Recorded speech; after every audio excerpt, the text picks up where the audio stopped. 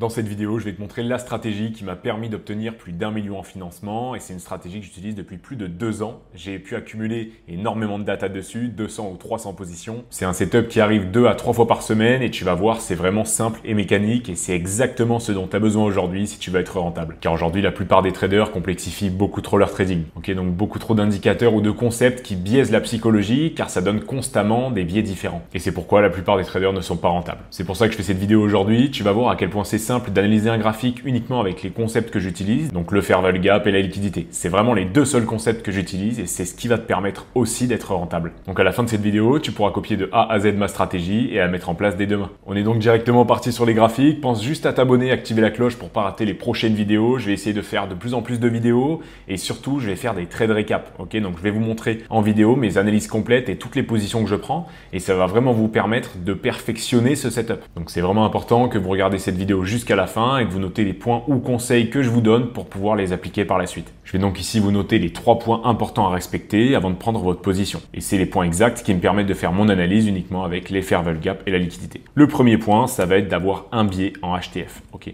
Le HTF, c'est quoi? Ça va être le monthly, le weekly ou bien le daily. Donc le biais, c'est simplement une direction que vous devez avoir. Donc vous devez avoir une target claire à aller chercher. Et une fois que vous arrivez à identifier ça sur votre graphique, ça va être votre biais HTF et il va être confirmé. Donc je note ici biais HTF, entre parenthèses, monthly, weekly ou daily. Voilà le premier point de la stratégie que vous devrez toujours respecter avant de prendre une position. Donc lorsque j'arrive sur mon graphique, je regarde le monthly, weekly ou daily et j'essaie tout simplement d'identifier une target pour ma journée ou pour ma semaine. Deuxième point, une fois que vous avez votre biais, donc c'est bien d'avoir un biais, mais maintenant il faut avoir quand même des confirmations sur les unités de temps plus petites. Ici je te parle du H4 et du H1 et c'est des time frames qui vont me permettre de me donner des confirmations sur la direction que va avoir ma journée. Donc ici on va descendre en H4 ou en H1 et on va chercher des confirmations qui vont me permettre de confirmer mon biais HTF. Ces confirmations-là, je dois absolument les attendre dans ma journée et elles vont me permettre vraiment d'être plus confiant sur mon biais. Donc ici, je vais noter confirmation H4 ou H1 dans ma journée. Alors pour les confirmations, moi j'utilise la création de fair value gap. Donc vous devez avoir au minimum un fair value gap H1 ou H4 créé dans votre journée. Évidemment, il faut que ce fair value gap se fasse respecter, il ne faut pas qu'il soit invalidé. C'est le type de confirmation que j'utilise. Mais évidemment, vous pouvez l'adapter au concept que vous connaissez. Si vous aujourd'hui, vous ne tradez pas les fair value gap, mais vous tradez les breaker blocks, vous pouvez tout simplement attendre la création d'un breaker block H1 dans votre journée. Et c'est ce qui va vous donner votre confirmation. Donc moi, comme je l'ai noté ici, j'attends un FVG H4 ou H1 créé dans la journée. Et dernier point de ma stratégie, vous avez vu, c'est super simple. Donc dernier point, ça va être le point qui me permet de prendre ma position. J'attends toujours une expansion M15 lors de ma session. Lors de la session où j'ai le plus de volatilité sur l'actif que je veux trader. Ici, vous allez voir dans l'exemple qu'on a sur l'or, ma position est prise à 7h50 en unité de temps New York. On arrive donc sur l'ouverture New York et c'est le moment où j'ai le plus de volatilité sur l'or d'après toutes les datas que j'ai pu récupérer sur les dernières années. Donc vous allez devoir trouver cette information selon l'actif que vous voulez trader. Si par exemple vous voulez trader les indices, donc le Nasdaq, moi j'attends toujours ma bougie d'expansion à partir de 9h30 car je sais que c'est là qu'il y a le plus de volatilité sur le marché. Si vous voulez trader par exemple Euro-USD, on sait qu'on a beaucoup de volatilité potentiellement sur la session de Londres. Donc vous pouvez potentiellement trader cette stratégie sur la session de Londres à partir de 8h. Voilà, donc bien respecter la session. Donc ici on est sur l'or, donc je trade à partir de 7h en unité de temps New York, ce qui fait 13h en France. Donc je vais noter ici bougie d'expansion M15. Ok. Et encore une fois, c'est une confirmation que vous pouvez changer. Si vous préférez attendre un breaker block en M5 avant de rentrer en position, vous pouvez. Le but c'est juste d'avoir une confirmation en plus pour rentrer en position et pas se faire SL alors qu'on a le bon biais. Pareil, si vous voulez aussi rentrer avec un fair value gap M5, vous pouvez le faire. La confirmation ici me permet juste de prendre ma position, mais dans l'idée, si votre biais HTF est bon et si votre confirmation dans la journée est bonne, la confirmation en petit time frame n'a en réalité aucune importance. Le moindre signe de momentum baissier, vous pouvez rentrer en position. C'est pour ça que j'attends une simple bougie d'expansion M15. On va donc maintenant voir directement un exemple sur les graphiques avec un trade que j'ai pu prendre fin avril. Je vous ai donc mis ici le screenshot de la position que j'ai pu prendre sur mes comptes financiers en propre firme, donc sur la paire XO USD. Et juste à gauche, donc vous pouvez voir mon entrée.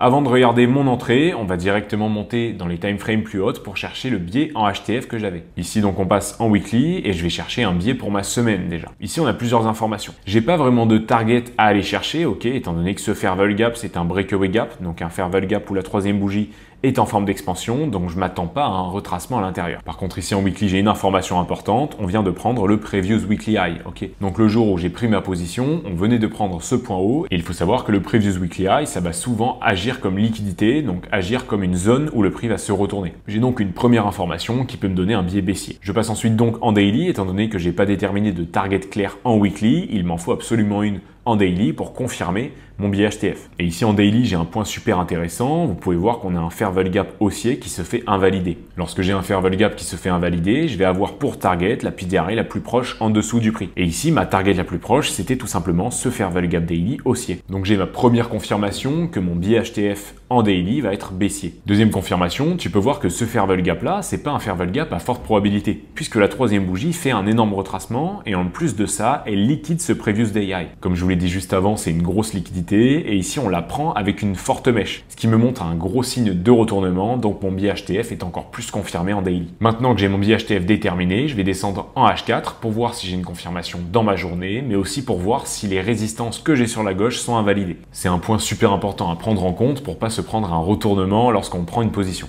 Je descends donc ici en H4 et vous pouvez voir donc tous les fair value gap que j'ai sur la gauche viennent d'être invalidés.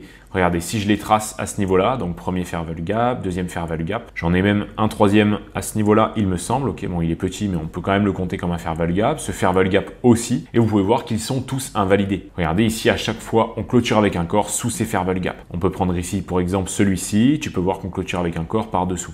Celui-ci, pareil, on a un premier corps haussier et deux corps baissiers en H4. Et tu peux voir ici, si je place montrer donc à la clôture de cette bougie, tu peux voir qu'on est bien en dessous de ce fair value gap. Donc là, j'ai de très très fortes probabilités puisque je n'ai aucune résistance sur la gauche, donc aucun point qui pourrait faire retourner mon prix. J'ai de fortes probabilités qu'on aille chercher ce point bas. Ok, donc c'était ma target pour la journée et j'ai mes confirmations en H4. Maintenant, dans ma journée, par contre, je n'ai pas de fair value gap qui s'est créé. Et c'est le point important que je cherche soit en H4, soit en H1 pour pouvoir confirmer mon biais dans la journée, en plus des résistances. Je descends donc ici en H1 pour chercher si j'ai un fair value gap. Si je n'en avais pas eu, je n'aurais pas pris ma position. Et tu peux voir ici qu'on crée un super fair value gap H1 baissier, donc à 2 heures unité de temps New York, donc c'est l'ouverture de la session de Londres. On est donc bien sur ma journée. Je peux noter ici mon fair value gap. Tu peux voir que le prix retrace à l'intérieur et on a le début de la session de New York. J'ai donc les deux premiers points de ma stratégie qui sont cochés. J'ai juste à attendre une expansion 1M15 pour rentrer en position. Je descends donc 1M15 pour te montrer ma prise de position. Ici, on a une belle bougie baissière en expansion qui clôture sur les points bas précédents avec un corps de bougie. Ma prise de position est donc ici à 7h45 en unité de temps New York. C'est exactement la time zone que je t'ai donnée au départ pour trader l'or, entre 7h et 11h30. Je peux donc placer mon entrée. Je place toujours moi mon stop loss sur le dernier point haut en prenant en compte les corps de bougie et je mets tout simplement un ratio de 3. Pour le ratio, c'est à vous de voir, ça va dépendre aussi de vos data. Donc je vous conseille de commencer avec un ratio de 2 pour cette stratégie et au bout de 1 ou 2 mois, vous pourrez regarder toutes vos positions et si vous êtes plus profitable avec un ratio de 3, vous mettez un ratio de 3. Et ça, c'est un point super important qu'il faut respecter même si vous utilisez une autre stratégie que la mienne. Vous devez modifier votre ratio en fonction de vos data sur 2, 3, voire 6 mois d'utilisation de la stratégie en réel. C'est uniquement comme ça que vous allez augmenter vos performances et modifier votre risk management pour qu'il soit parfaitement adapté à vous et qu'il vous permette de valider rapidement des comptes propres firmes. Donc ici, moi, j'utilise toujours un ratio de 3 et j'essaie d'avoir mon TP au minimum au-dessus de ma target.